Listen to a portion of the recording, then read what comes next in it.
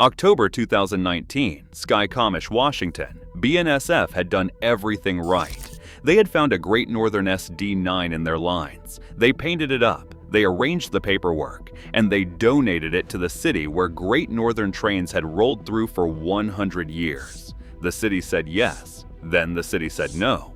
They changed their minds. They did not want it after all. So BNSF did what railroads always do when nobody wants a locomotive anymore. They brought in the torches. That SD9 that could have sat in that mountain town forever became scrap metal in a matter of days. Before you get angry at BNSF, you need to understand something. That story plays out over and over again across this country. Railroads try to donate locomotives, cities refuse them, museums cannot afford them, and perfectly good power ends up in pieces. Here is the truth that nobody wants to talk about. Donating a locomotive is almost always more expensive than scrapping one. Start with the money. A locomotive sitting in a line is worth something. Maybe $25,000 in scrap. Maybe $100,000 if you have the right metals and the price is good. Traction motors alone can fetch $100,000 to the right buyer. Add in the copper wiring, the brass fittings, the air brake components, the trucks. You are looking at real money. And here is what most people do not understand about corporate tax law. When a railroad donates depreciated equipment to a museum, they do not get to write off the fair market value. The IRS limits that deduction to the book value, and after 20 or 30 years of depreciation, that is basically nothing. So the railroad has a choice. They can scrap the locomotive and pocket $50,000, or they can donate the locomotive, get a tax deduction worth maybe $5,000, and lose that cash entirely. That is not a difficult decision when you are running a business. But even when a railroad genuinely wants to donate a locomotive, the problems are just getting started. Somebody has to move the thing. You cannot just hook up a locomotive and drag it down the highway. These machines weigh anywhere from 200,000 to over 1,000,000 pounds. You need specialized heavy haul equipment, permits from every county you pass through, escorts, qualified engineers, and a route that can actually handle the weight. When the Museum of the American Railroad moved their Union Pacific big boy from Dallas to Frisco, BNSF provided rail transport on flat cars. That saved the museum nearly $50,000 compared to trucking it. Frisco is only about 30 miles away. Now imagine moving a locomotive 500 miles or 1,000 miles. The transportation costs alone can exceed the scrap value of the locomotive itself. And that assumes you can even use the rails. CSX will not allow any steam locomotive on its tracks, not operating, nothing. Insurance will not cover it. When the Baltimore and Ohio Railroad Museum sold their C&O 1309 to the Western Maryland Scenic Railroad, that locomotive could not roll on its own wheels over CSX track. They had to hoist it onto specialized rail movement equipment. Extra expense, extra time, extra hassle. Same thing happened during West Virginia's Railroad Heritage Celebration. CSX would not let a single steam locomotive travel 14 miles over their trackage. Liability was too high. So the railroad says, fine, we will donate it anyway. We will figure out the transportation somehow. Now you need somebody to accept it, and that's where the whole system falls apart.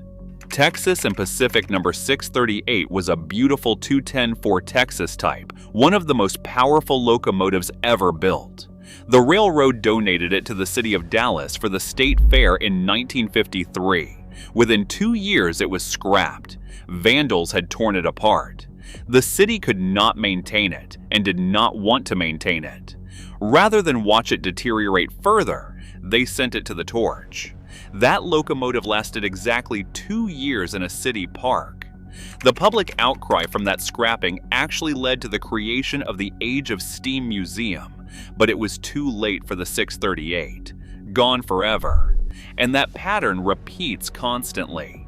A locomotive donated to a city park in Kansas City was vandalized so badly that when preservationists finally tried to rescue it decades later, The thing was largely disassembled. Had they waited one more year, it would have been scrapped in place. A locomotive in Washington, D.C. sat in a playground until it deteriorated into an actual safety hazard. It was scrapped around 1990. A locomotive in Louisiana lasted less than 15 years before the city just gave up and cut it apart. Here is what cities have figured out that the rest of us have not. A donated locomotive is not a gift. It is a liability. You need insurance in case some kid climbs on it and gets hurt. You need maintenance to stop the rust. You need security to stop the vandalism. You need space that could be used for something else. And you need taxpayer money to pay for all of it.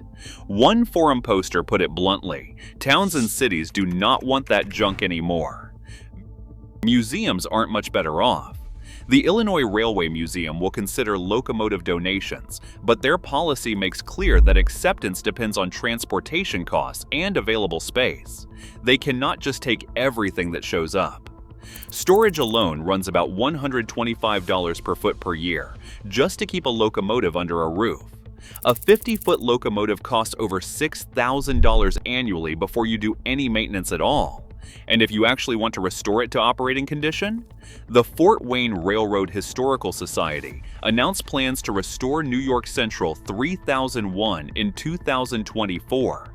Estimated cost: $4.3 million for one locomotive. A tourist railroad in Kentucky spent over $1.5 million trying to restore an Alco switcher. The project failed completely. The locomotive ended up disassembled in the back of a shop. Most of its original parts were scrapped during the botched restoration. This is why museums get picky about what they accept. They know that taking a locomotive means committing millions of dollars over decades, and most museums run on shoestring budgets with volunteer labor. Then there is the environmental problem nobody talks about. Older locomotives contain asbestos, pipe insulation, gaskets, and brake linings, all loaded with the stuff.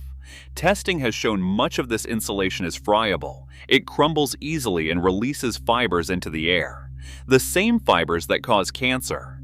A locomotive might also have diesel fuel contamination, oil leaks, lead paint, and creosote from old tenders.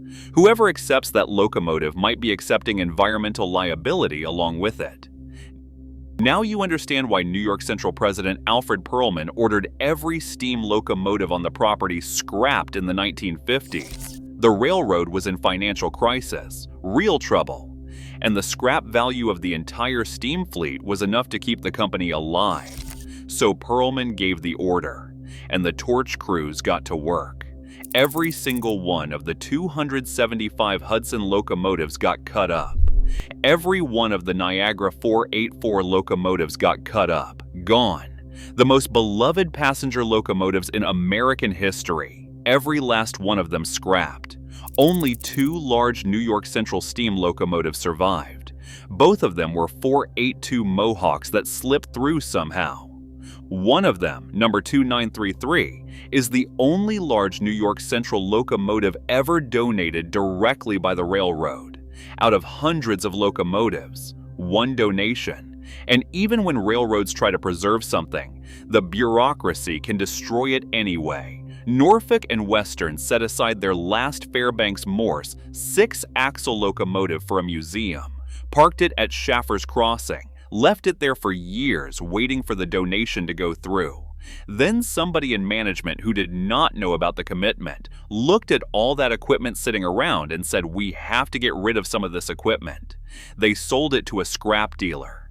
The museum called asking, "Where is our locomotive?" And Norfolk and Western had to explain that they had accidentally scrapped the only one they had promised to save.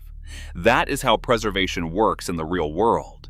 So the next time you see a locomotive getting cut up and wonder why nobody saved it, remember this: the railroad probably tried, the city probably refused, the museum probably could not afford it, and the only party willing to pay cash was the scrap dealer. It is not that railroads hate preservation, it is that preservation costs money, and scrapping makes money. And in a business measured in billions of dollars, a single locomotive is worth more in pieces than it will ever be worth in a museum. That is the system. And until somebody changes the economics, the torches will keep burning.